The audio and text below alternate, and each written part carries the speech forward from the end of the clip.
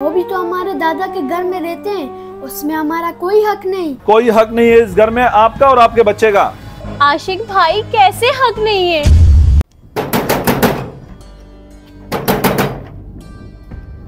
कहाँ है तुम्हारी अम्मी? अंकल अम्मी तो नहीं है। कहाँ गई हैं?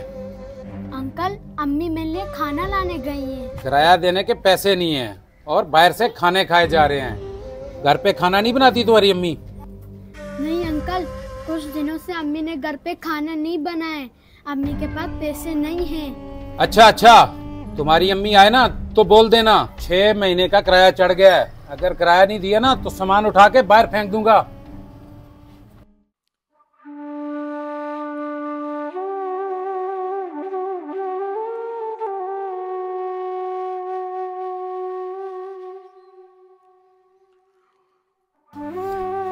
अम्मी पानी।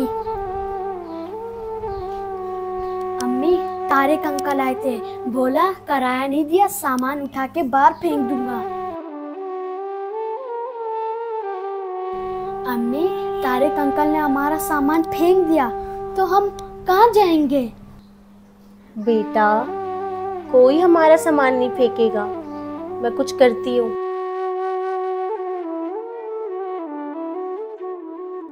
अम्मी आप ताया से बात क्यों नहीं कर रही थी? वो भी तो हमारे दादा के घर में रहते हैं, उसमें हमारा कोई हक नहीं। कोई हक नहीं है इस घर में आपका और आपके बच्चे का। आशिक भाई कैसे हक नहीं है? इजाज आपके भाई थे, हुसैन आपका भतीजा है। देखे भाभी, इस घर में ना तो अब इजाज का कोई हिस्सा है ना तो हुसैन का। इजाज नाराज होकर अपनी मर्जी से घर छोड़ कर गया था, कोई हिस्सा नहीं है उसका। जाए अब यहाँ से।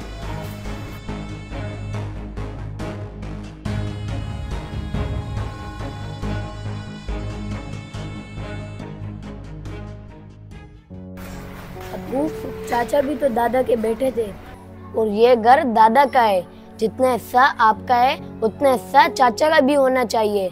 आप चाचा को उनका हिस्सा क्यों नहीं दे रहे? बेटा विरासत में तब तक हिस्सा होता है जब तक औलाद जिंदा होते हैं। उसके मरने के बाद विरासत में उसका कोई हिस्सा नहीं होते, ना तो उसके बच्चों का। बेटा ये मैं नहीं, ये शरीयत कह रही है। लेकिन बाप की वसीयत के मुताबिक तो मिल सकता है ना? क्या मतलब? आशिक दुनिया के सामने तो आप ये शरीयत बयान करके बच जाएंगे, लेकिन आशिक मरने के बाद अल्लाह के सामने इस वसीयत के साथ आप कैसे खड़े होंगे? इस वसीयत में साफ साफ लिखा है कि मेरे मरने के बाद मेरी जायदाद में से 20% हिस्सा मेरे पोते और मेरी बहू को मिले। आशिक आप उनका हक उनको दे दें। अब्बू हमें उनका हक देना चाहिए, वो बहुत बुरी हालत में है।